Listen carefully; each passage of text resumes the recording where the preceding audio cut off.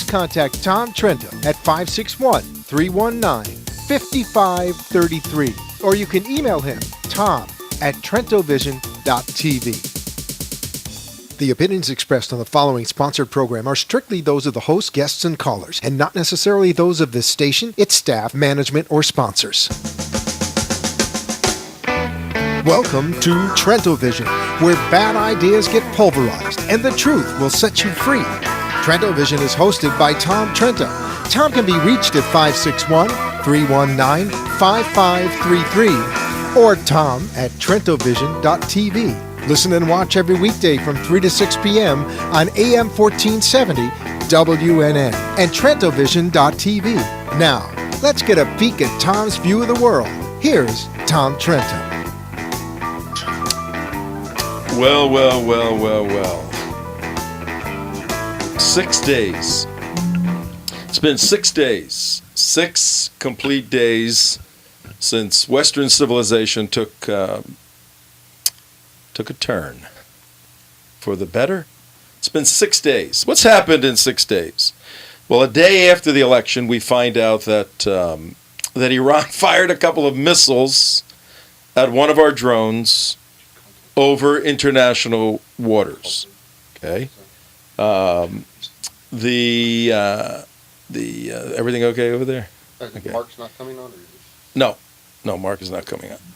Let me start over. Okay. It's been 6 days, okay?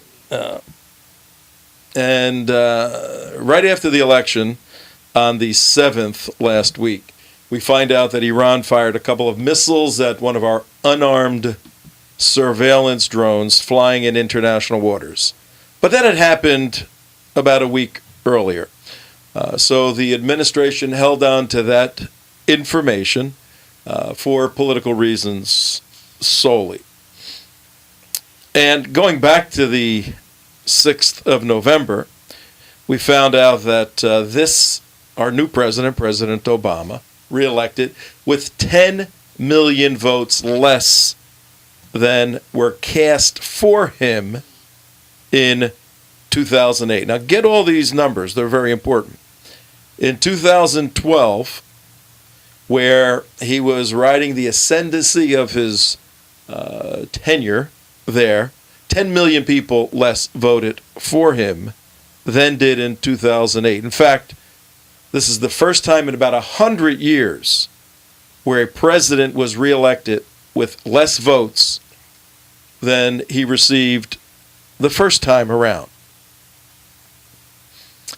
Then a couple of days after he was reelected, we find out that the head of the CIA, General David Petraeus, had gotten caught involved in a illicit affair with a former military intelligence officer, now civilian, Paula Broadwell. We're going to have a little bit to say about this later on in the show. But all of this was known way before the election, but a political decision was made not to let any of this information out. It had nothing to do with national security.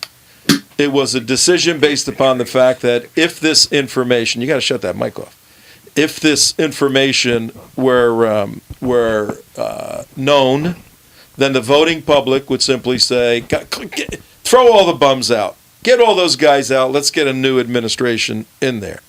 So another politically expedient decision to cover up information critical to at least some people in the United States. Let's say, for instance, the information about Petraeus and the fact that he was going to resign on Friday during our show. He had the nerve to resign during our show, during the 3 o'clock hour. Let's say that was of proprietary nature, that information.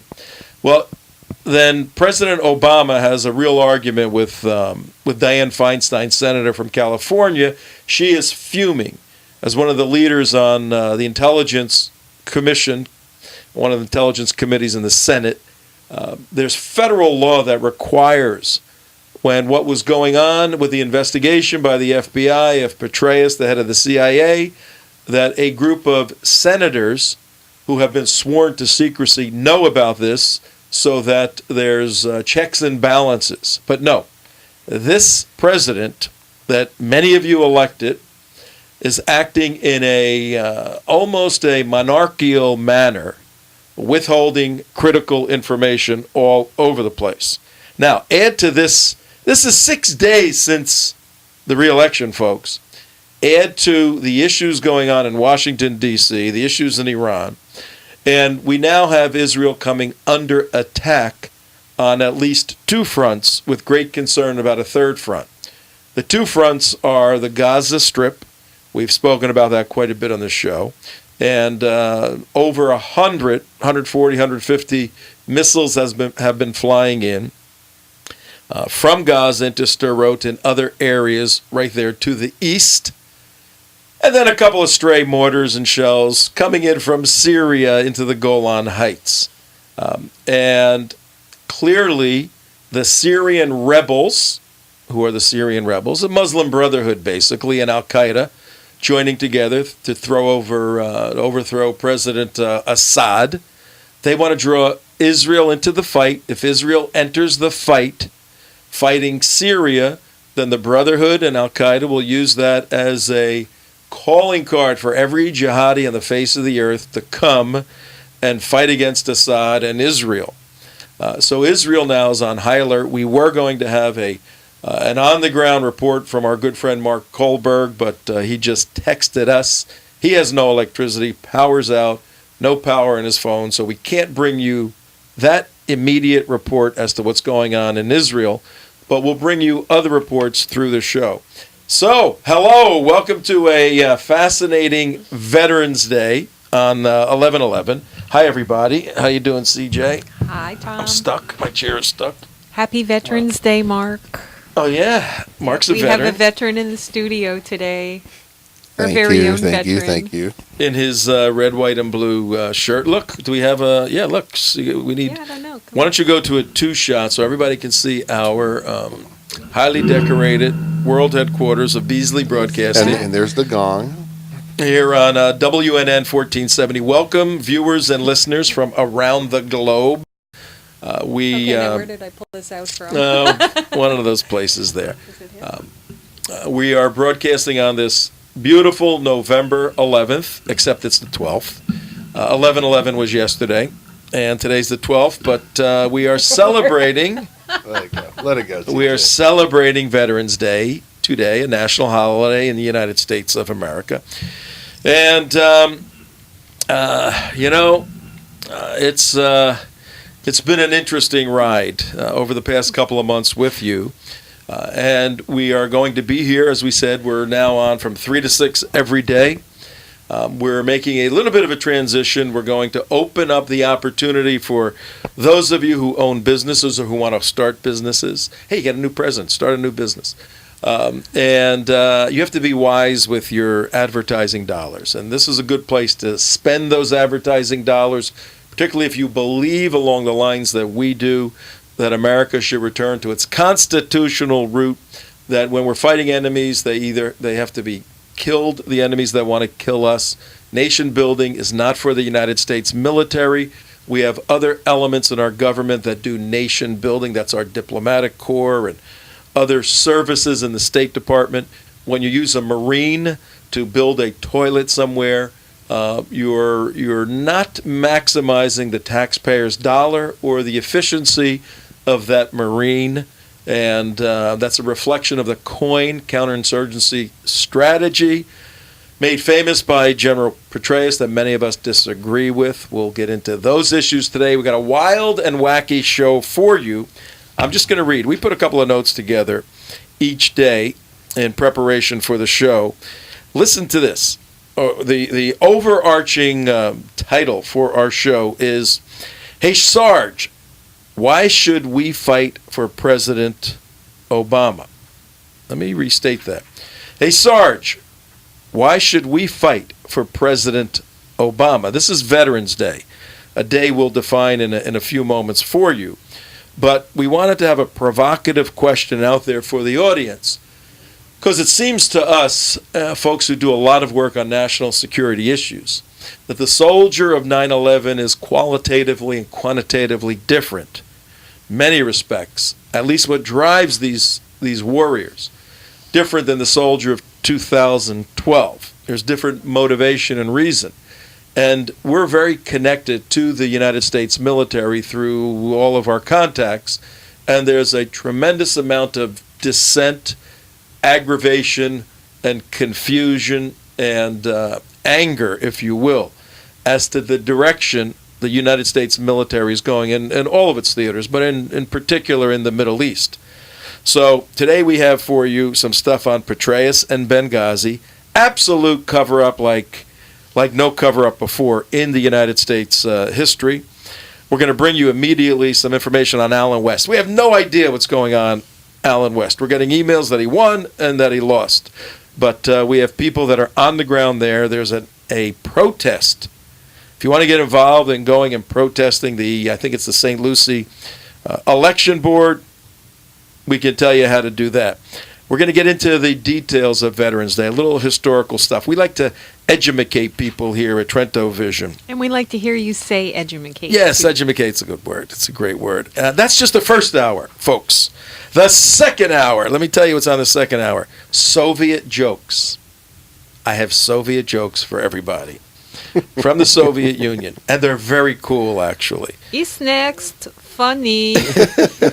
They're actually very cool. Then we have some veterans calling in, and this show is dedicated. Actually, we have one now, just so you know. Oh, we do? Yeah. Okay, well, this show is dedicated to honoring the a caller-inner or Mark? A caller-inner. Oh. All right. Oh, good. Well, we want you guys to call in today. We want to hear from you, in particular, your view on how this administration is handling the military. And then in the second hour, we're gonna show you a PowerPoint presentation. For those of you watching on TrentoVision.tv, you can see a presentation that Lieutenant Colonel Rich Swire, retired Army, 24 years, has put together. And for those of you listening, you can listen to it. He will take us very quickly through the decline of the United States military. Look, it's a happy day celebrating the wonder of our vets, but we got to be realistic and serious and call to attention the decline of the U.S. military. And then in our third hour, 5 to 6, we're gonna really get into the 9/11 veteran and the 2012 veteran, and then we're gonna figure out how the heck we can save America. So who do we have on the phone? CJ? Well, we have Dave R. Dave R. Hi, Dave R. You're on with Tom T. and CJ and Mark C. and Mike. And I think I know who you are. You may. I think you just simplified to all my Marine friends out there. Hi, CJ. Hi, Tom. Hi How there. you doing? What's up, Marine? How are you, pal? Happy Veterans Day to Mark. I know he's a veteran there also. Yes, he is. I planned on you. coming by one of these days. I just don't know what your studio is. But getting to the subject, I think this is the most corrupt administration in the history of our country. I think that those who voted for him and are listening, but I have to say, those who voted for Obama, Hey, Dave, do me a favor. This is Tom. Yeah. Hang up and call back. Your phone's breaking up a little bit, and it sounds like you have, as a Marine veteran, you have some interesting stuff to say. Can you do that? I'll do that right away with All my right. landline. Okay. All right, great, Okay, thanks. thank you. Yeah, usually cell phones work very, very well, but when they don't, we're going to ask you to hang up if you can, but we'll bear with it as much as we can.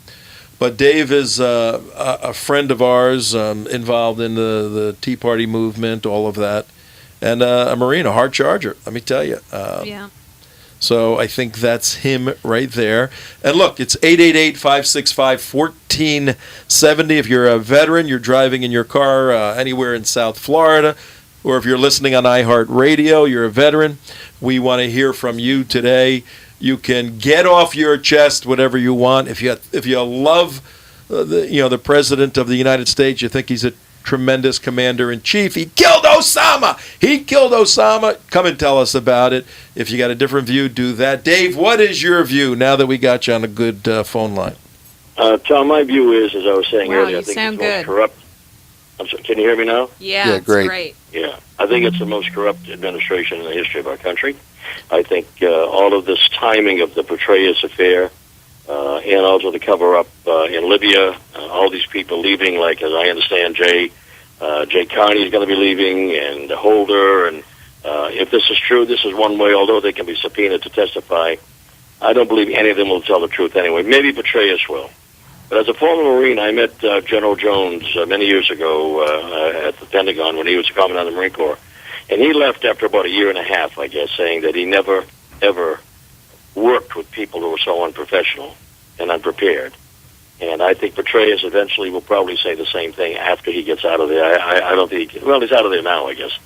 But most of my friends that I speak to that are former Marines and the family of veterans, they cannot believe what's going on. St. Lucie County, Philadelphia, all the voter fraud, Chicago, Ohio, Wisconsin.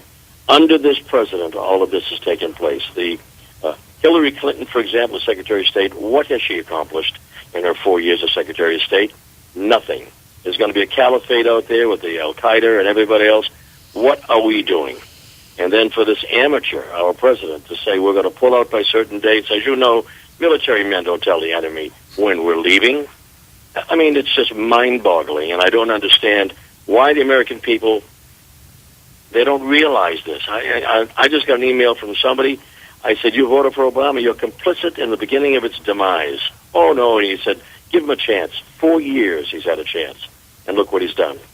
So I don't know. Maybe I'm an extremist, but I believe in this country. I believe he'll go after the Second Amendment rights and our First Amendment rights. I think that for example, the New York Arabs, the Islamists, saying that they want blasphemy as a rule when it comes to knocking Islam. What about the Christians? What about the Jews? Is it only one-sided? And what do we do about it? We can just complain about it, Tom, to people like you and your network. But what else can we do? We fight for Alan West, and look what happens. Well, I think Mark may have some comments. Mark. Well, I thought you brought up the most interesting point, coming from the military perspective. And my dad, being in the military for 30 years, my first pair of underwear was actually olive drab. So, what you will see happen is like you just stated, is people will just get fed up, and they're not going to revolt inside the military. They'll just simply not re-up or leave, or they'll just get out. I mean, all our good quality people will actually it'll be a massive exodus of high quality, high talented personnel, because they're saying, hey, why should I stay in here when I got a president that's an idiot? And they'll just leave. Yeah, I'm with you. I mean, I really couldn't understand when I saw the thing on the computer, why fight for Obama. Absolutely right. But I'll tell you something. I was just hoping that there were some members of the military who would, and I believe McChrystal at some point in time will come out and say why he had to leave and make a statement so the public understands what kind of a leader we have, or the lack of leadership coming out of that office. I mean, it's just mind-boggling that so many people voted for this guy, and it's like going back to the days of Hitler. He had them mesmerized with his speech and firebrand type of rhetoric. And this guy's got the same thing with that smile that, there's a fellow, and I won't say much more, but there's a fellow who lives in my condo who was from Chicago who knew him when he was a state rep, state senator. And he said to me, David, I've known him for years. He said, don't believe a thing he says. This before he became president. Don't believe a thing he says. Watch what he does. And that was in 2007. He was absolutely right. And he's still, I believe in my heart of hearts, he's a Muslim. I believe he lies every time he opens his mouth. And that happens to be me. And maybe that's an extreme, idea that I'm professing here. But in my heart of hearts, that's what I believe. And he has not proven me it in any other way, with his actions. So, by the way, and I'll shut up. Where is your place? I'll come visit one day if you allow visitors. I'm gonna send you an email. Okay. Do you have my email address? I'm gonna get it from Tom. Yes, we will send you that. It's in Cheyenne Mountain. We're deep in Cheyenne Mountain in Colorado Springs. We're broadcasting out of there. We're in Boca Raton. We'll send you the exact information. Hey, Dave. We encourage you to come in the 5 o'clock hour and take us all out for dinner after. We have a liberal comment to him. I'd be happy to do that. Not a problem for me. All right, let me. Thanks, all right, Dave. Tommy, thank you, CJ. Hold on, I would like to ask you one quick question. All right. Sure. From a Just had someone who's a liberal close friend of mine text me and said, BS. Soldiers fight for the U.S., not for the president. That's right. That's the comment. And that's She's correct. And I'm assuming it's a woman. yes. And how would you like to comment on that as a veteran? Well, hang I on. would say that he's absolutely right, that we do fight for this country. But when you have a leader, a so-called leader, he's not my president. He may be that man who called you or text you or email. He may be his president. But my president does not tell the enemy when we're leaving for the sake of getting votes. My president doesn't want to have a terrorist in New York tried in a court so he doesn't have to go through the throes of insulting the Muslims. My president stands up for the United States of America, not going around apologizing for all the things that we've done to create peace and freedom and democracy all over the world. That's what my president does. His, I don't know what his does. But mine certainly would not dictate to our armed forces, you're coming home before the battle is won. You don't do that. And maybe he wasn't in the service. Maybe he was a Cub Scout, but he certainly wasn't a veteran. And while you're fighting, by the way, you're not allowed actually to fire any bullets at anybody, and you're not allowed to defend anybody. Mm-hmm. Well, we're gonna get into that. 64 Marines got killed at the barracks, and I think it was Lebanon or out there in the Middle East. We had people on guard duty with no bullets in their weapons. Yeah. Okay? The rules of engagement, you got people who want to kill you, and you have to sit there. It's rules of disengagement. Apologies? Yeah. So right. I'm glad you asked me that question, Mark. I'm sorry if I was. Okay. Give you a chance to vent. Okay. Thanks, Dave. Thanks, Dave. We'll see you very soon. Yeah, if anybody wants It was a to, pleasure. See you guys. if you want to jump in a conversation, it's Veterans Day here at TrentoVision.tv and on the radio side, WNN 1470 on the 12th of November at 27 minutes after the hour. We just heard from Dave, a Marine who has some pretty strong views, but that's the other way of looking at this, Mark, and that's what we're going to discuss today. Do you just fight for the commander-in-chief? Are you fighting for the Constitution? Are you fighting for your brothers and sisters next to you? Let's ask Fred. I think Fred is another veteran. Yeah, and Fred also will be able to tell us a little bit about the vigil in Port St. Lucie tonight. Perfect. All right. Fred, are you there? You're with Tom, CJ, Mike, and Mark. And Kenny back there, too. We're all here today. No, we got Blake now. Yeah, Blake. Oh, Blake's over there. Yeah. Okay. Hey, Blake. Sounds like a very erstwhile group. And, Very diverse group, right? Right. I was just listening to the conversation, and I thank you all for it. I was trying to think what could I do, and my resource is probably my Rolodex. And so I reached out to friends, veterans, organizers, disorganizers, both here in the U.S., in Israel, and I understand now that BizPac is on board with us, or they've been advised. We've got various other groups, but what we're doing is we're just showing up as individuals, dusk tonight, a candlelight vigil, if you will, at the office of the Supervisor of Elections, and we are not. We're asking folks not to bring candidate signs. This is bigger than the candidates. This is about our Constitution, and we all pledged an oath to our Constitution and to the people of the United States, and that is why we're there. So I hope a lot of people show up.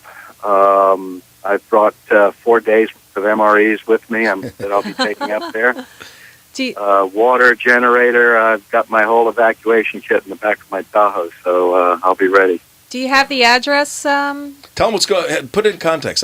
People don't know what he's talking about. We didn't really set it up. I guess we didn't cover that enough. Fred, you're up in Port St. Lucie in front of the Supervisor of Elections office to make sure that all the votes cast in the election are counted. Right. Is that correct? Right.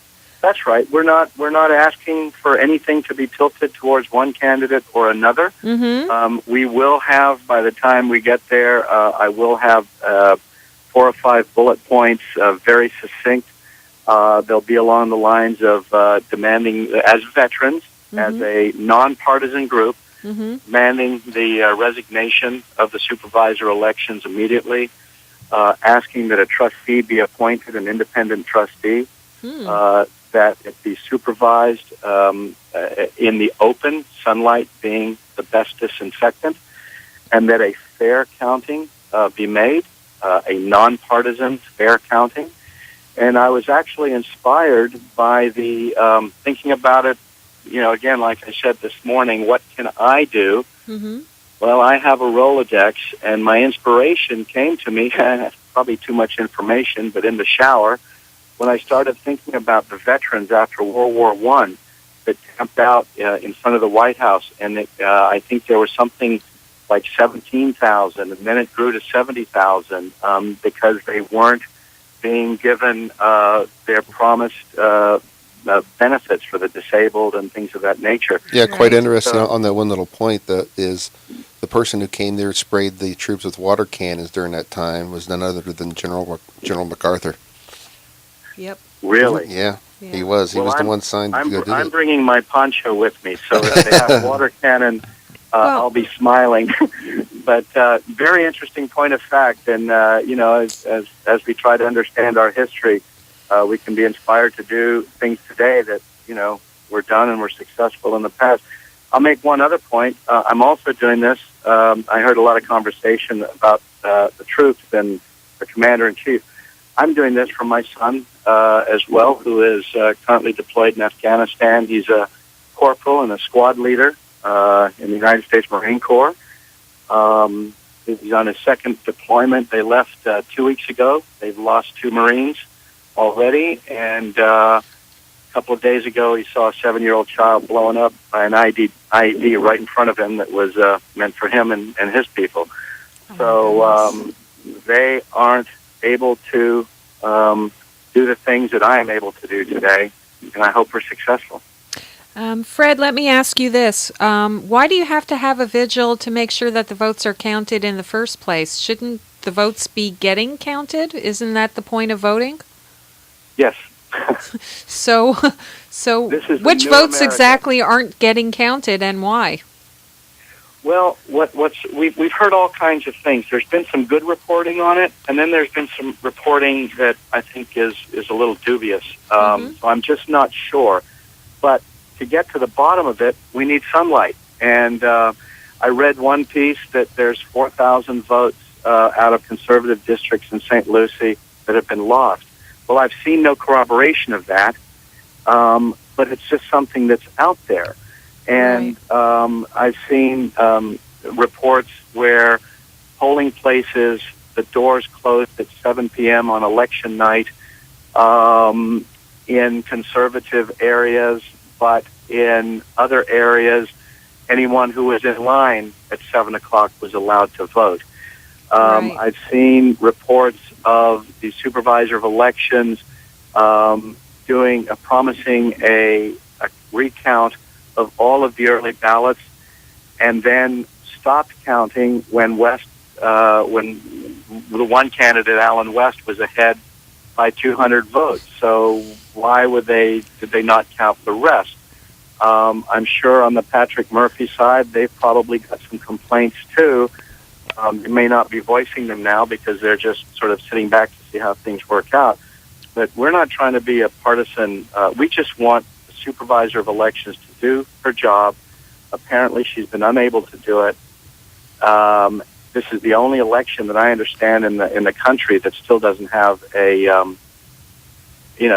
resolution. I think there's several House seats that are still in question, but particular supervisor of elections in Port St. Lucie, I believe she's been in the current position for 32 years.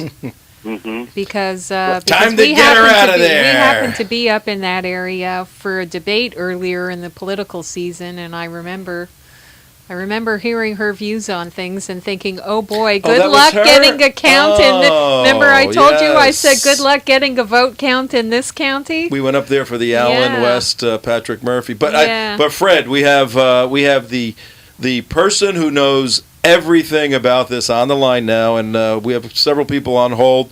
So I just ask those of you on hold, listen to the show. We'll get to you.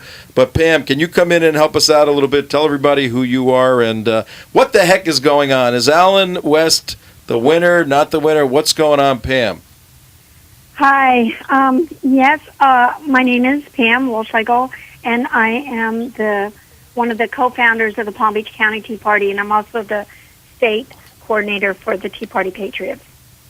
And yeah, things are pretty ugly down here. I was listening to you speak for the last 5 minutes, and yes, it's really ugly. I think we sneaked through with Palm Beach County. Allen West got 185 votes over Patrick Murphy here in Palm Beach County. We truly, those of us who monitored the actual, not counting of the votes, but the actual copying of all of the absentee ballots from the original ballot that the voter sent in to make a copy of the ballot that could be read through the scanner. Right. We monitored that, and we feel very strongly that if we had not been there, he would not have turned around and be ahead 185 votes in Palm Beach County. Now the situation in Port St. Lucie. Oh, wait, hang on, Pam. Yes. Let's get this straight. Now, Allen West is in 3 counties. His new District 18. Right. Palm Beach, Martin, St. Lucie. Palm Beach County, Martin County, and Port St. Lucie. Okay, so in Palm Beach County, he was behind a couple of days ago, or he was ahead, but then they started counting. They started dealing with the absentee ballots and all of that count. In the end, he ended up only 185 votes ahead of Patrick Murphy. So that is with that. Fairly very manual operation that they had going, and plus there are several other voting irregularities that we had in Palm Beach County that somebody needs to look into, because there's real standout issues. For instance, the supervisor of election was told that she could not extend the early voting. It went 7 to 7, so 12 hours a day for 8 days, Saturday to Saturday. And she was told she could not extend early voting. Well, she essentially did that, but in a very unscrupulous way. She working with the Democrats opened up her offices on Sunday, and I believe Monday as well. And they actually banned in people to sign absentee ballots, to vote via absentee ballots. So we're not done. We're not done in Palm Beach. They increased the number of absentee ballots, and by bringing these people in, and some of our people who were there said that they were not really careful about voter IDs and such as that on that day. And we actually didn't see the whole operation because we didn't hear about it until after after it had already started. So that was a bit of an issue, and we're sure that many of those people or most of those people, if not all, 100% of them, who were brought in to fill out absentee ballots, I'm sure that those were not votes for Allen West. All right, hang on, Pam. Fred, you still there?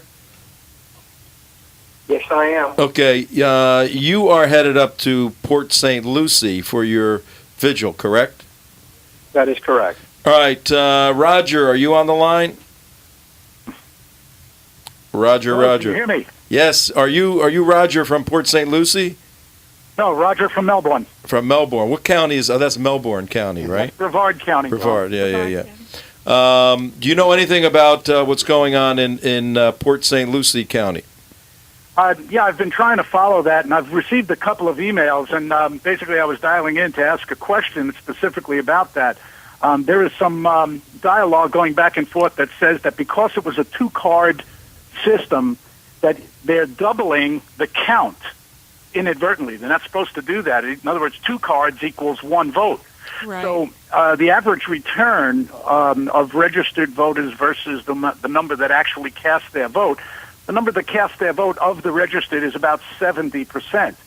Well, there's a lot of information going around that says that Allen West received 141% of the vote in Port St. Lucie County, which would, of course, indicate voter fraud or something wrong. But if, in fact, they're counting those cards twice, then it does fall in line. And I was hopeful that someone more involved down in the Port St. Lucie area might be able to shed some light as to whether that's factual or not factual. Because that was I'm not the number in of Port emails St. about Lucie it. County, but what I understand is that it was ahead on a given day, and then all of a sudden within an hour or two, he went from being 2,000 votes ahead to being 2,000 some votes below, losing. So that means that there was a 4,000 vote swing.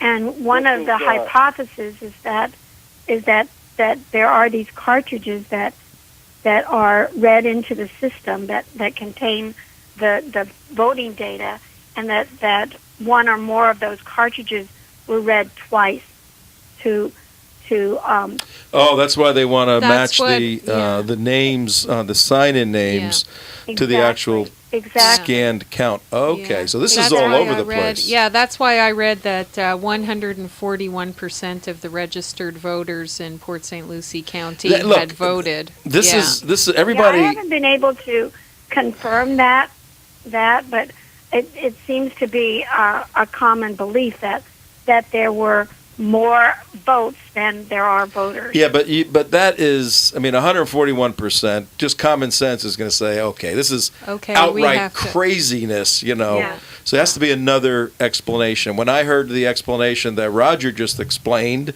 which was there were 2 cards and for 1 ballot, and the machine counted them twice, that makes much more sense than 41%, and these are small numbers. These aren't huge numbers. So everybody has to take a step back and, let the process work to some degree. But Tom, can I interject one other thing? Yeah, and I want to hear from Fred, too, to make sure, Fred, we can get the word out for what you're doing, get as many people to join with you so that you can run out of your MREs real fast. Go ahead, Roger. What are your thoughts? Really quick, okay. I went on to the Florida Division of Elections to see the actual breakdown of the number of voters that cast their votes versus the number that were registered. I did this for 2 websites, Florida Division of Elections and the Florida Election Watch. Now, the Election Watch site actually gives you voter turnout versus the registered. And the Florida Division of Elections only gives you the registered voters. I didn't get a count. They didn't post the answer as to how many. But it's interesting to note that the Florida Election Watch website has, except for only 3 counties out of all of the counties we have in Florida, has the number of registered voters substantially higher than the number of registered voters reflected by the Florida Division of Elections. So the reason I wanted to bring this up is because, the people like me that, are really just trying to stay informed and trying to do the intelligent thing, we don't have a place to go and get an actual verified number. Just as an example, some of these sites are, some of these counties are substantially off. Broward County has a difference of 15,267 voters between what Florida Election Watch posts and what Florida Division of Election posts. And that's not uncommon. Duval County, 8,915. So the point is they both 17,000 more registered according to Florida Election Watch than what does Florida Division. You would think we'd have all this stuff sorted out by now. In Florida, of all places. Okay, Miami-Dade, 22,000. So these numbers are so blown out of proportion that they certainly can't be relied upon by the people. Certainly not by anyone like myself. You know what? Hang on, Roger. Hang on. With the numbers right after this, there's a total difference of 156,300 and change. So 156,000 registered voters more on the Florida Election Watch website than what the Florida Division of Elections shows. And this is, long after the election. It should have been accurate numbers that are being posted on either or both of these websites. All right. There is a possible answer for that.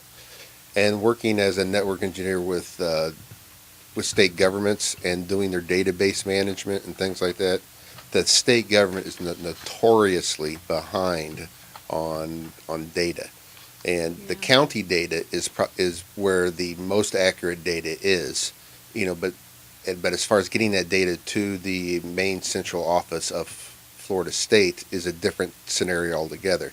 So probably what that one group is doing is going county by county and calling each county and actually getting the numbers. And those are probably the most verifiable numbers. Well, this is the kind of stuff we need to get sorted out in the next cycle. Numbers down county by county. It's just a matter of, it doesn't say where or when they got these numbers. Right. So that's left open. My point is that where else do the people have to go to get the numbers? To get the information so that you can make some sense. 41%. Your county will have your county election board. So I went to these websites to try to determine how many people, and this is the information. It becomes you're chasing a ghost trying to get this information. The people just don't have a way to do it. Usually, when it comes to state governments and information, local is more reliable than the state, to be quite honest with you. All right, Roger, thank you very much for your input. Fred, before Roger leaves. Thank you. Fred, before Roger leaves, tell him what you're doing, and maybe he can get some folks to come from the South down to help out. Sure, Tom. Yeah, hi, Roger. We've just put a call to arms, but peaceful call to arms out to veterans groups and people in the both here in the area, in Florida, nationally, internationally. We are meeting tonight. Whoever shows up will be there. I've already gotten quite a few commitments. Veterans and friends of veterans at the supervisor elections office outside in Fort Pierce, Florida tonight, starting around dusk. Sort of a candlelight vigil. The address is 4132 Okeechobee Road, Fort Pierce, Florida. Zip is 34947. This is a nonpartisan rally. We would love to have Democrats and Republicans and independents that want free and open elections to join us. We don't want political signs that bring any signs that have bring their flags, bring signs that talk about open elections, and we will have a list of wants that would include the resignation of the supervisor of election, perhaps having a trustee take over the process, and it might be one night, it might be 3 or 4 nights, but we begin tonight. The battle against tyranny in St. Lucie County begins tonight at dusk, and we hope that as many people will join the battle as possible. How's the media turning up for there? Is there a lot of media attention on it down there, or do you know? We have put out notices to the media, to some of the key media, and I'll be following up with phone calls to them as I'm driving up there. Probably as soon as I get off the phone, I'm going to grab a quick shower and jump in the truck and start heading up there. Yeah, I would actually contact all your local TV and radio stations individually, tell them what you're doing, and there's chances are that they'll be showing up. They'll show up. Give us a call tomorrow if you can, and let us know what happened tonight. Yeah, let me get this straight, Fred. This is Tom speaking. You're staying outside all night long with candles and standing there? Is that what you're doing? That's my plan. My plan is to start tonight and to be there when these folks show up for work in the morning. Okay, and where are you going to sleep? I don't think you're actually allowed to sleep, so we'll probably be napping and having somebody kind of post a watch. So if somebody comes along and wants to poke us, we'll be awake and not sleeping. But I have my sleeping bag and I've got poncho. It's kind of a tarp, and we'll figure it out. We're going to figure it out as we go. Have you arranged for legal representation if you do have a confrontation? We have legal representation doing their homework for us right now, trying to get a permit. Of course, the permit office is closed today, but we do have some legal representation that's in the bullpen right now for us. Yeah, and I'm pretty sure, but you got to check with each municipality that you do not need a permit to stay on the public right-of-way, the sidewalk, and you have to be moving, which would be a little hard, but I guess you guys could walk. But if you want to plant yourself down, then usually you do need permits. But no, hey, our hats are off to you on veteran. You're a veteran too, Fred. That's right? Absolutely. Our hats are off to you. I'm Coast Guard veteran, so Semper Paratus to all my Coast Guard veteran friends out there. There you go. Occupy St. I'd really Lucie. I like to say like Happy it. Veterans Day to the veterans, and thank you for the service, for sure. Thank you. Occupy St. Lucie. You need the Coast Guard to occupy the port. Yeah, that's right. The Coast Guard is occupying the port, Fred. There you go. All right, All thank right. you. We're going to let you guys go, Fred and Roger. We're getting toward the top of the hour. Got a couple of calls we want to Could you take. ask Fred what time Thanks, guys. tonight? Because Fred. there are a group of us from Jupiter Palm Beach Gardens an that would like to go up so there. I'm thinking dusk is probably somewhere around 6 o'clock, 6 o'clock? Great. roughly, plus or minus. Okay? Sounds great. All right, Pam, you stay on the phone. Thank you all. Fred and Roger, Bye. goodbye. We'll see you guys. You have somebody else you wanted to Yeah, bring we in? have Veranda back. Hi. Veranda? Yeah, it's Verlanda. Yeah, I'm on. Hi, how are you? Fine. Listen, I just wanted to make a general overall statement because I'm listening about about the results in St. Lucia and in that portion of Florida. Mm-hmm. Even down here in Fort Lauderdale and Broward County, has someone ever thought that a general audit might need to be done? The reason I'm saying this is because my mother passed away 6 years ago, CJ, and do you know I got a voter's registration card for her? I mean, I sent death certificates. They got that information, especially with the property appraisals and everything. Do you not know she still sent me to my address, our address, a voter's registration card for my dead mother, and she's been gone 6 years. You didn't vote for her. You didn't vote with her card, did you? No, I absolutely not. As a matter of fact, I was angry because here I've given them documentation upon documentation that my mother is no longer with us, and she sends out, or her office sends out a card anyway. We've got problems in our own ballot supervisor of elections office. We heard about a lot of them on election day. Yeah, and I was thinking it's not just up there in St. Lucia. I think it's all. I have a feeling it's systemic. It's all over because I've heard even here in Broward, I heard about lines that were continuing after 7 o'clock, things of that sort. Yeah. And we also heard about people going in, and I know I saw it personally in my own precinct. This time around, I voted absentee, to be quite honest with you, because of my father, his illness. But the bottom line is, I've been at my own precinct, and I've seen wholesale cheating. I've seen, and you do your job, you call in, you let them know it's being done, but it's never addressed. Right. I've seen people, proctors going in. Yeah, you need to call. We need to call the state elections board versus the county elections boards. Definitely. I think so.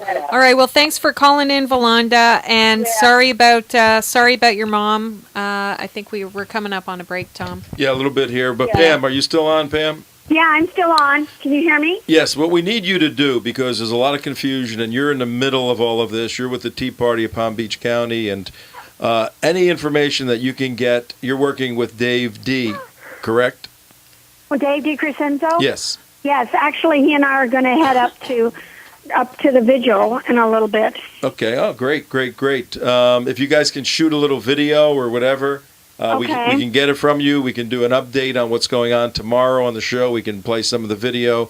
But God bless all of you that are staying strong on this. Alan West is a veteran par excellence. He served this country for 23 years.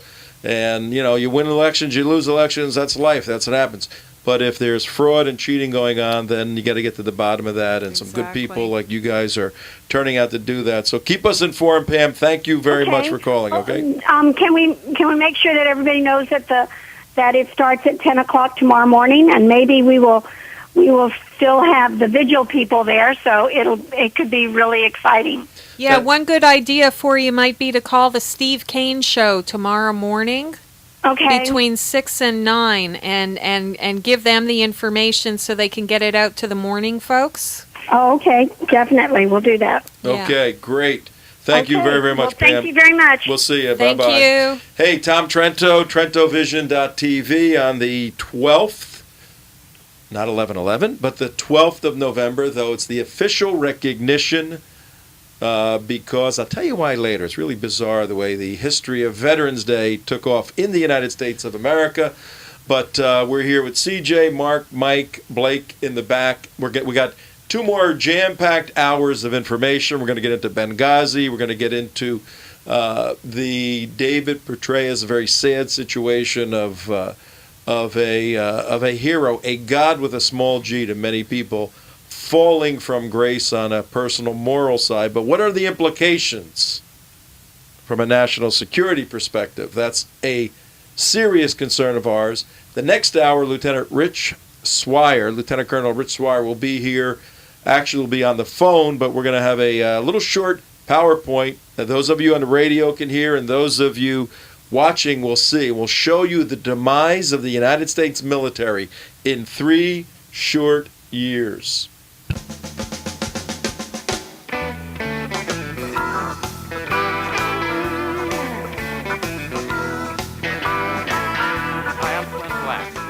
Rett syndrome? I hadn't until my niece Courtney was diagnosed. Rett syndrome is a neurological disorder which occurs mostly in girls. It's often misdiagnosed as autism or cerebral palsy. Rett syndrome strikes without warning. A girl with Rett syndrome starts out as a happy, healthy baby until